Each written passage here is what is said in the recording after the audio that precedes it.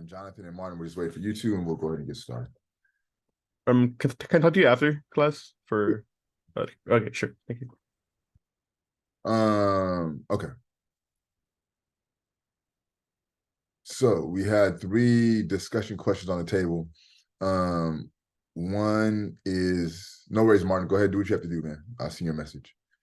First question: what is the veil, and what does the veil do? Second question: what is double consciousness, and what is DuBois' solution to double consciousness? And then finally, what are the spiritual strivings of Black folks according to DuBois? Who would like to start us off?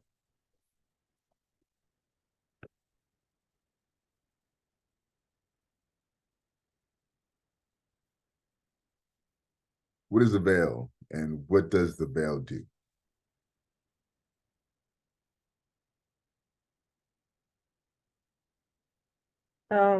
How I read it was like the veil is kind of like a wall or almost like a Yep. I don't know, like a cloud or just something like in the way that you have to walk through to get to a different I guess like a different world. Okay, perfect. No, I think you're spot on, right? It's well, we'll let anyone else. Who else would like to chime in? What is the veil, and what does the veil do? Brian, go ahead. Uh, the veil is like an invisible barrier between Black and white Americans. Perfect. I think that's a good way of phrasing. Also, it's a barrier, right? It separates the worlds. Perfect. Anyone else, as far as what the veil is and what the veil does? Yeah, I agree with Imani and Brian. I was going to say something similar. It's the veil is like a wall that's like separated. Could be many reasons, like like difference, discrimination. That's how I interpret it. No, it's a great interpretation. I think everyone's spot on in their assessment of the veil. What is double consciousness, and were you able to locate DuBois' solution for double consciousness? I couldn't come across the solution, but I did find a definition for double consciousness. And that's basically double awareness when people in an oppressive society have 2 different ideas about who they are. Perfect. Thank you. Anyone else, as far as double consciousness or what the solution is for double consciousness? I couldn't find a solution, but well, the definition that I interpreted is the double consciousness is similar to what Harlan said, but adding on to his like looking at yourself through someone else's eyes. Perfect. Anyone else? Someone else's eyes. That's perfect. I'm not sure if I can't remember if I've seen it in here or if I looked it up somewhere else, but I think his solution was like to like merge like the 2 consciousness or something like that. Okay. We'll unpack that a little bit more. He does talk about somewhat of emerging, but we'll unpack that a little bit more. What was the spiritual strivings of Black folks according to DuBois? Was anyone able to locate that? He states it very plainly, within the chapter. Were you able to get to that part of the discussion as far as the spiritual strivings within the breakout groups? No? All right. No worries. So I'll take over and we'll move into the lecture portion. So what you read was the first chapter of The Souls of Black Folks by W.E.B. Du Bois. What they would call a seminal text, right? A very important text within the lexicon of Black oral tradition, within Black radical tradition, and Black intellectual thought. The text is published, I want to say in 1903, excuse me. 1903 is when it's published. And I think if you read it, you kind of sense it's an old text, right? By the way he's kind of phrasing words and things of that nature. What on the top of the chapter, the epigraph, what is that? Did anybody look into that or anybody look that up at all? Was anybody curious about what that was? I thought it was like a hymn. Perfect. Yes, that's exactly what it is. It's a hymn. And as we get to the end of my lecture, remind me to talk about the hymn, okay? But looking at the start of the chapter, he says, between me and the other world, there's an ever unasked question. So off top, he's letting you know that there's two worlds, right? The world that he occupies and then the other world. But there's an unasked question, unasked by some through feelings of delicacy, by others through the difficulty of rightly framing the question. All, nevertheless, flutter around it. They approach me in a half-hesitant sort of way, eye me curiously or compassionately, and then, instead of saying directly, how does it feel to be a problem? They say, I know an excellent colored man in my town, or I fought at Mechanicsville, or do not these Southern outrages make your blood boil, right? So one, he's letting you know it's two different worlds. I occupy one and there's one that I don't occupy the other world, right? But there's a question that those from the other world, they want to ask me, but they don't know how to ask the question, right? And they don't know how to ask the question because, you know, they don't know how to frame the question, or it's a delicate question, right? But instead of asking the real question, which is, how does it feel to be a problem, right? That's what they want to ask. They approach him with bullshit. I know an excellent color man in my town. You know, I fought at Mechanicsville, right? So like, let's translate that, right? What that may sound like today is, well, you know, I voted for Barack Obama twice. I was at the Black Lives Matter march for George Floyd. I marched with him, right? So instead of asking the real question of what they want to ask, like, how does it feel to be Black and be situated as a problem within society? They come at him with these half-hearted pauses to show that they're in alignment with him, right? And I don't know, y'all may have those conversations with white folks where they come up and tell you this silly shit that really don't have nothing to do with what we're talking about, or is impertinent as a whole, right? This is what he's talking about. And to his response to that, at these, I smile, or I'm interested, or reduce the boiling to a simmer as the occasion may require. To the real question, how does it feel to be a problem? I answer seldom a word, right? So he lets you know how he responds. He smiles. Sometimes he may be interested. Sometimes he has to reduce the boiling to a simmer, right? Like, you want to flip on your ass, but I'm not going to do that. I'm going to calm down, right? Because the situation doesn't dictate that. But what the real question is, how does it feel to be a problem? I never address it because it's never asked to me either, right? I never even speak to that. He talks about how he becomes aware of his difference, right? As his classmates are passing out greeting cards, and they do not want to pass him a greeting card because he's Black, and this is when he first learns the difference.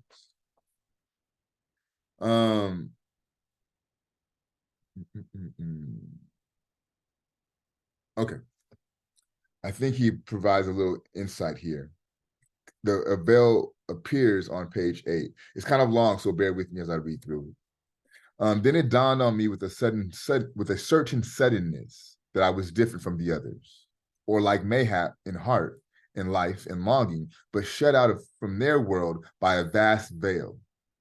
I had thereafter no desire to tear down that veil, to creep through. I held all beyond it in common contempt, and lived above it in a region of blue skies and great wandering shadows.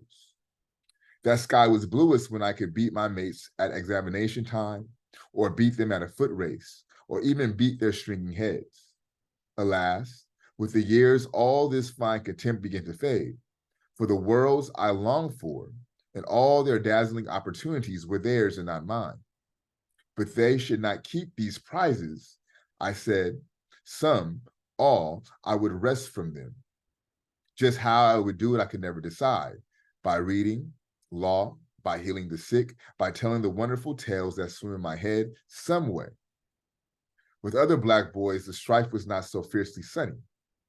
Their youth shrunk into tasteless sippacanis or into silent hatred of the pale world about them and mocking distrust of everything white, or wasted itself away in a bitter cry. Why did God make me an outcast and a stranger in my own house? So let's kind of deal with the upper portion of that passage, right? Where he says that he realized that he is separated by this veil, but he had no desire to kind of creep through the veil to access the other side, right? He was happy where he was at. In fact, he argues that he places himself in these blue skies, right? And he says, my skies became bluest when I was able to beat them at examination time, right? So when we tested, I had the highest test scores, right? Beat them at a foot race. So if you were racing on the playground, I would win the race, right? Or when I beat their stringy heads. What's he talking about? What is he articulating there when he beat their stringy heads?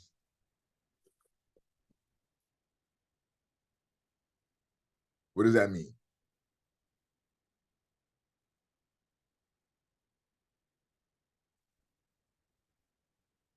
Not that deep. To beat someone's stringy head, what does that mean?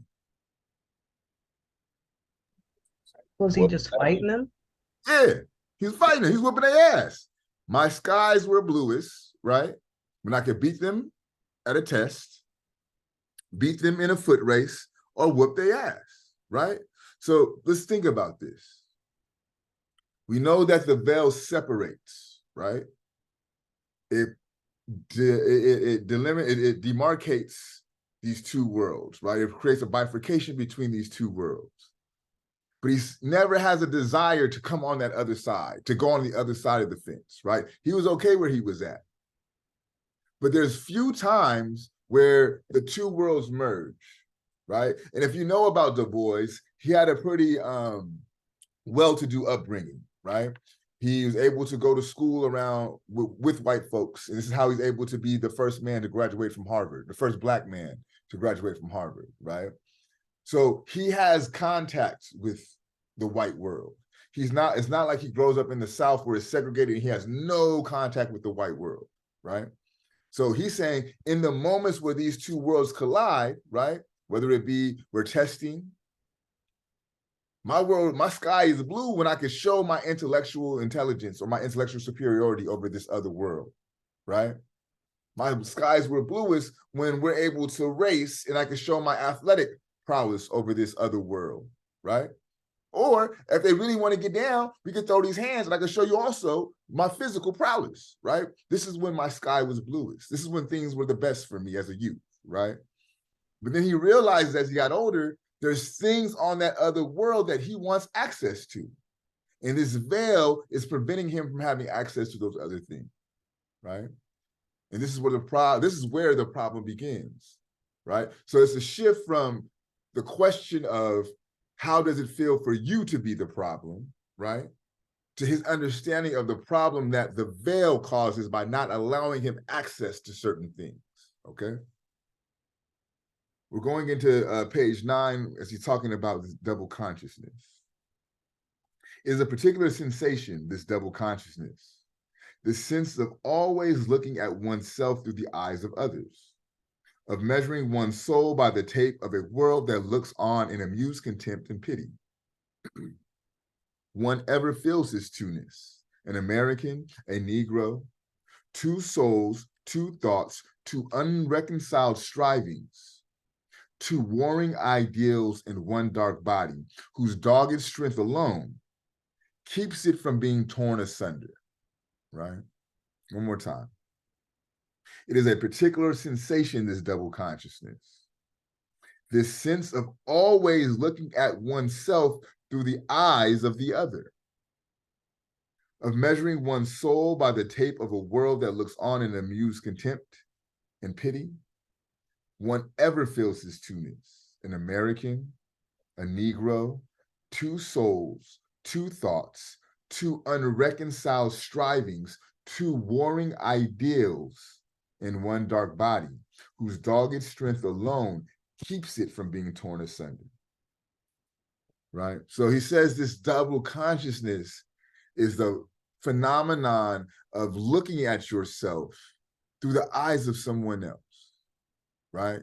And if we are to bring the veil in conversation with double consciousness, it's the phenomenon of Black folks looking at themselves through the eyes of the other world, through the eyes of whiteness, right? So essentially, think back to that reading that we had on stereotypes and myths, right? And all of the negative things that they said about African people, all the negative things that they said about Black folks, right? What he's saying, what double consciousness does, it makes you view yourself through those negative stereotypes and through those negative myths, right? They don't become stereotypes or myths no more. You believe those things to be true because you're viewing yourself from the lens of the white world, right? You says you ever feel this two-ness. You can't get away from it. This two-ness is being an American, right? Someone who is operating within this American lexicon, within this American paradigm, right? And then also you're Black. So it creates this double, it creates this two-ness within you, right? And he tells you that this double, they're not coinciding. They're going at one another, right? He says, two souls, two thoughts, two unreconciled strivings. What does striving mean? What does it mean to be striving for something? Like aiming for something, like Say it again, Martin. aiming for something, like going towards a goal, like striving for greatness. So striving. Right. You're working towards it, right? You something that you desire, right? You're putting an effort to accomplish. So he says that there are two unreconciled strivings, right? So you have your desires that you want as an American, right? You want to accomplish the American dream, right? The house, the picket white fence with the dog, right? This is the American dream. So this is one of your strivings, but then also you Black. So you know you're not going to have access to this American dream. So these strivings, they're unreconciled. They don't coexist, right? So he says, two warring ideals, right? So the ideals of Americanism, the ideals of patriotism within this country, right? Then the ideals of being Black. They're at war with one another. They do not exist. One of the ideals of Americanism is individualism, right? Am I wrong? It's not to be an individual part of the modern American lifestyle. You do what makes you feel good. You do what's best for you, right? At best, you worry about your family. But other than that, fuck it, right? That's in conflict with African ideals. African ideals are about the collective. How you do for the other, right? Look what Isaac just said to me. You might want to mute yourself, Olivia. You're having a private conversation in public. So these ideals, they're in conflict, right? And he says, the dogged strength alone, right? Just the dogged strength of Black people keeps them from being torn apart by these warring ideals. And this is what double consciousness produces. How you might also understand. Yeah, so bad. I say hi. Oh, it's great. You might want to mute yourself for hearing all of that in the background, Olivia. Yeah. So no, it's all good. Another way to think about double consciousness, right? Code switching. Is that not double consciousness? Who does not know what code switching is? Who has never heard of the term code switching? Okay. Say again, Harlan, I'm sorry. I didn't hear you. Can you repeat that, please? Are you familiar with the term code switching? Okay. So code switching would be like when Black folks put on that professional voice to go to work, right? Like I talk to you like this on normal, but when I go to work, I have this really high-pitched professional voice because this is acceptable in professional environments, right? That's the code switch. For my dual language speakers, right? You may speak Spanish at home, but when you go out into the world, you want to make sure you switch to English, right? This is to code switch. So double consciousness, right? How what DuBois is talking about, code switching is a byproduct of double consciousness. These two warring ideals within one dark body, makes us want to change our voice because you want to be able to navigate these American spaces without being harassed, right? Code switching, they're survival tactics, right? So this all comes from this notion of double consciousness. So if we're going to the bottom of page 9 on the final paragraph, he lets you know what the strivings, the spiritual strivings of Black folks are. He says, this then is the end of his striving, to be a co-worker in the kingdom of culture, to escape both death and isolation, to husband and use his best powers and his latent genius. That's his strivings. Hold on real quick, y'all.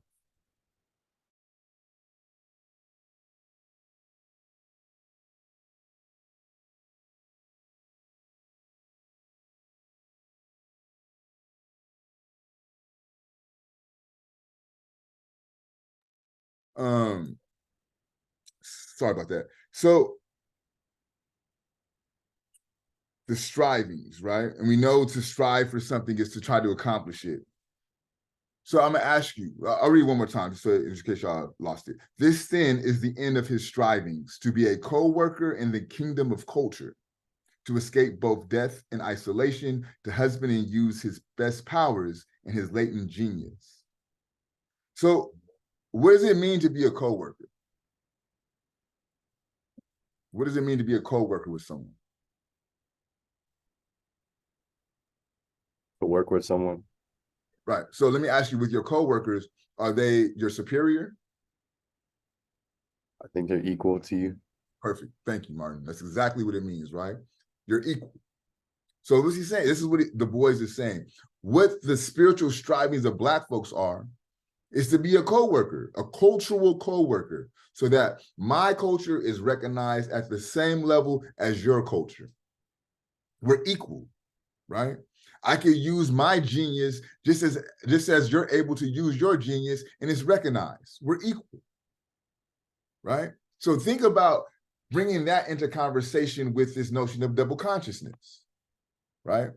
Part of double consciousness is produced from the realization or the thought or the perception that your Black culture, that your indigenous culture is less than American white culture, right? This is why these ideals are at war. This is why we code switch to a professional voice, because how you normally talk isn't as valued as how you think professionalism sounds, right? So what he's asking for, what he says that Black folks are striving for, organizing for, fighting for, right, is to have their culture recognized on the same playing field as other cultures. So that's the strivings of Black folks. That's the solution to double consciousness, is to honor and respect your culture. Recognize that your culture is no different than any other culture, whatever that culture may be, right? It's on the equal playing field of these other so-called dominant cultures. That's what his solution to double consciousness is. I'm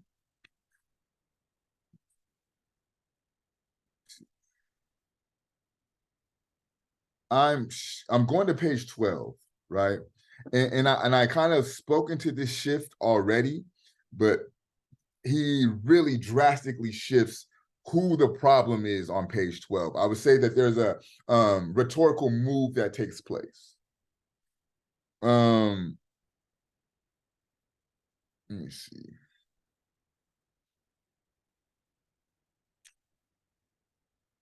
Here we go.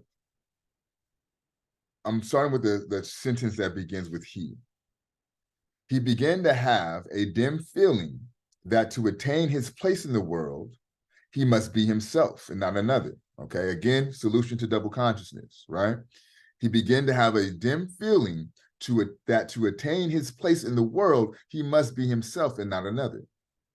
For the first time, he sought to analyze the burden he bore upon his back, that dead weight of social degradation partially masked behind a half-named Negro problem. He felt his poverty, without a cent, without a home, without land, tools, or savings. He had entered into competition with rich, landed, skilled neighbors. To be a poor man is hard. To be a poor, but to be poor in a race, to be a poor race in a land of dollars is the very bottom of hardships, right? So there's a couple of things happening here.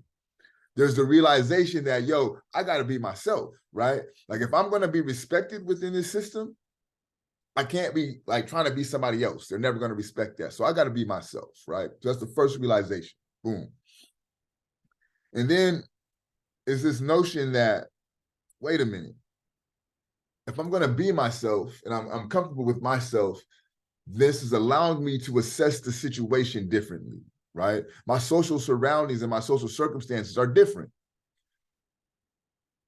We don't have no opportunities to make money.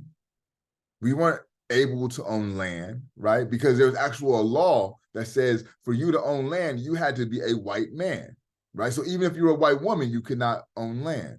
So damn sure if you was black, you wasn't able to own no land, right? So if these are my circumstances, right? And now I'm being asked to operate within this world and compete against these people who have land, who have homes, right? Who have a means to make money. There's no way I could compete, right? So the question, excuse me, becomes not how does it feel to be a problem, black man, right?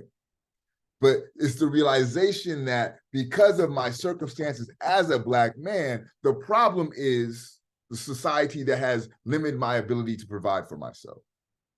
Hence, what he says, to be a poor man is hard, right? It's hard to be poor, no doubt about it, right? But to be a poor race in a land of dollars is the very bottom of hardships. This is what this makes me understand. Last fall, I went to Ghana, visited Cape Coast, Ghana in West Africa. I did not see any poverty in Ghana, in Africa. I seen poor people, but I didn't see poverty. What's the difference between poverty and poor people? People might struggle to make ends meet, but they have a place over their heads. Yes. And I know I would add to that, Harlan, they have a dignity about them, right? Think about the homeless people that you see in downtown LA, right? How many times have you looked them in the eye? How many times have they even presented themselves in a manner for you to look them in the eye? One second. That's because there's no dignity provided to them. We don't view them as human beings. We just step on over them and keep it pushing, right? But in Africa, they may have been poor, but they had smiles on their faces. They had their dignity. They had their humanity, right? And this is what I believe DuBois is pointing us to.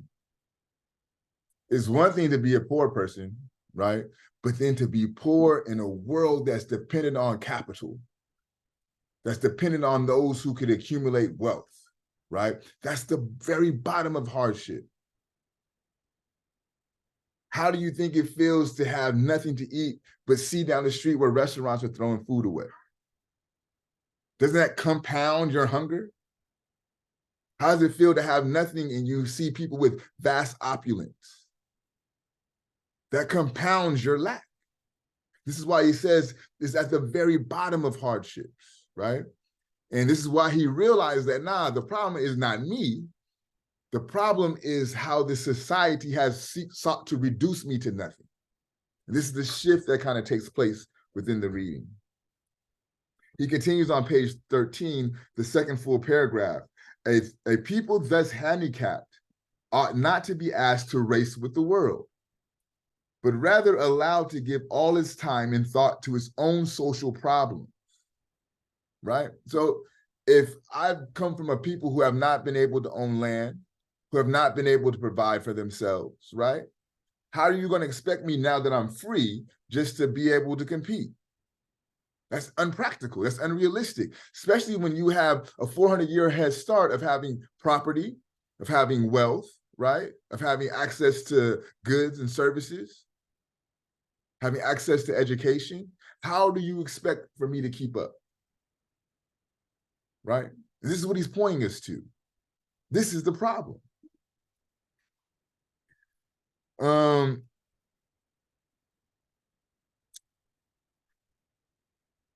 We'll leave it there. Yeah, we'll leave it there. I'll open it up to fishbowl. You have 2 fishbowls per semester. You can pass one time. You could talk about the lecture. You could talk about the breakout questions. You could also read from your journal. Does anyone want to volunteer?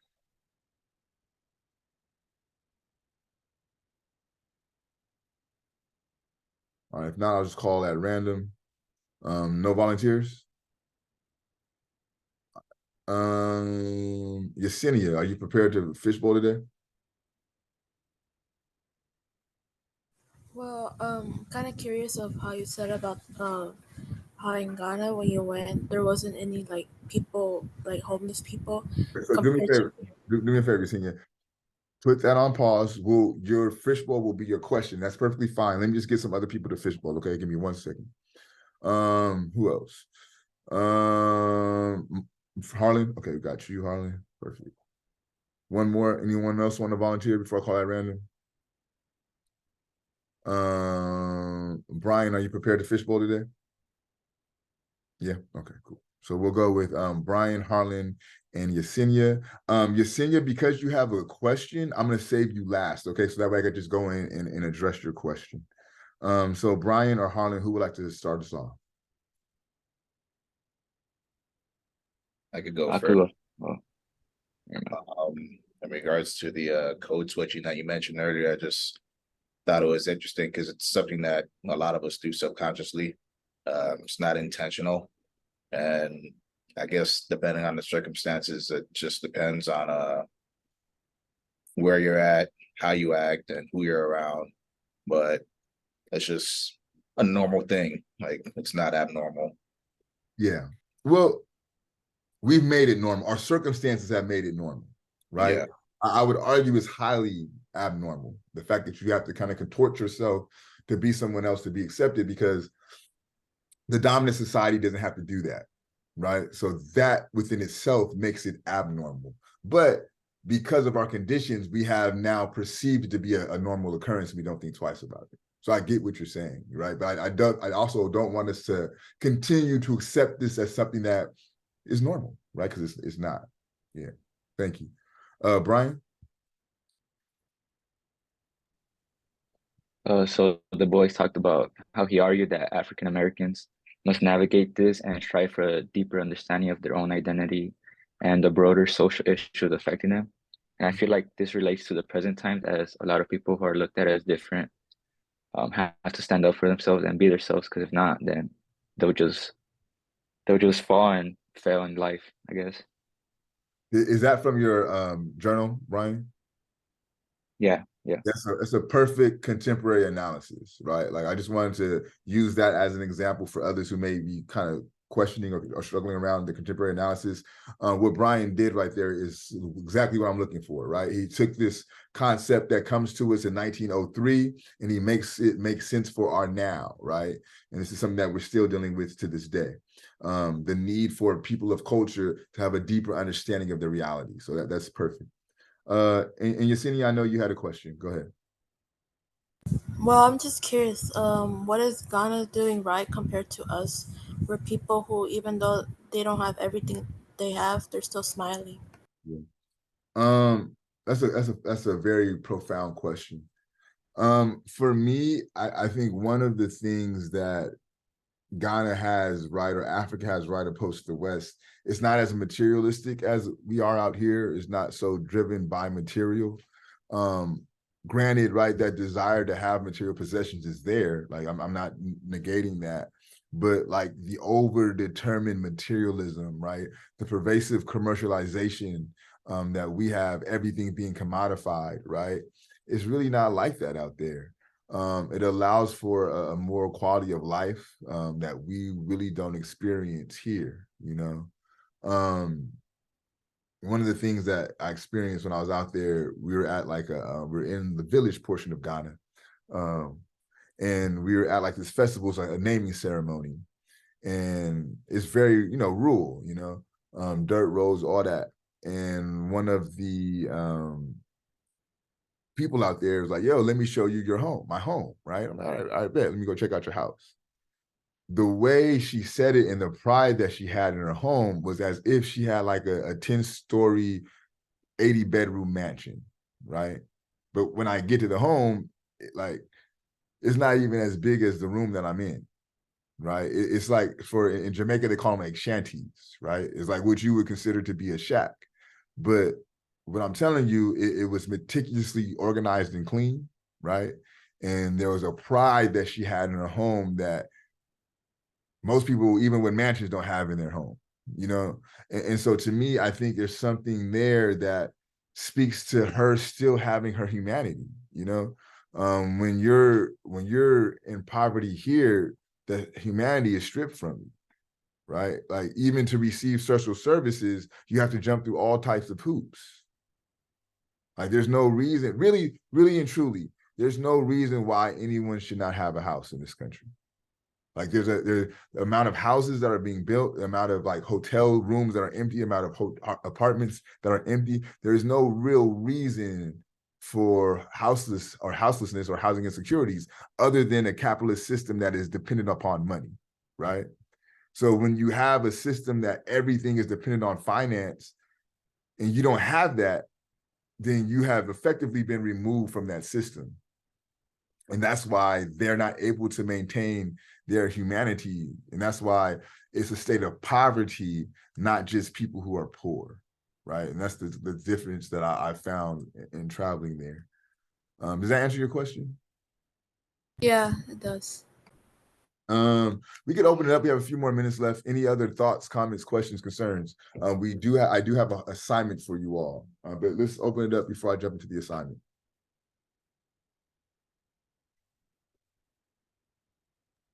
I also want to add on to what you're saying about how, you basically we should be able to, have a house, like everyone should at least be able to have a house or, somewhere to live. Um, Credit score also seems like a thing that's holding a lot of people back and like Is keeping it? them down. What is it? Credit score.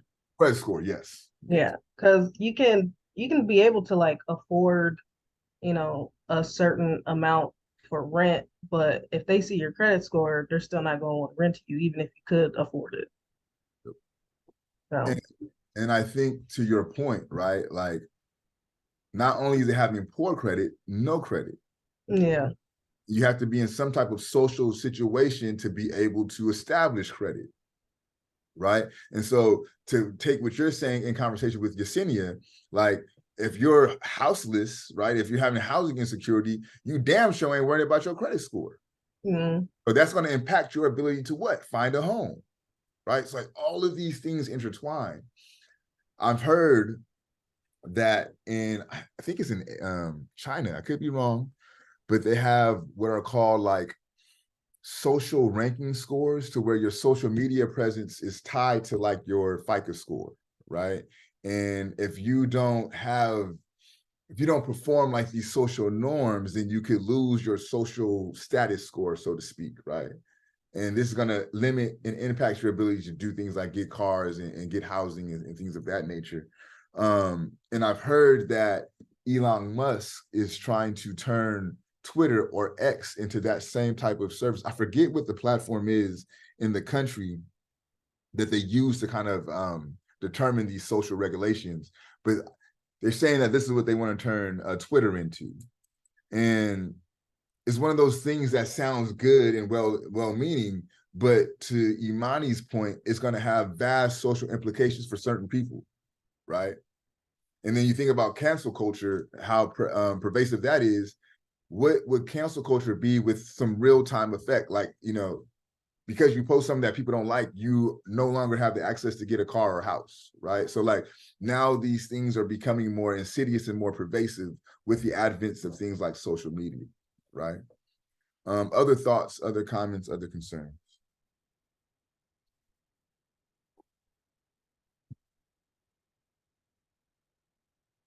Yerman, what you thinking or what you feeling?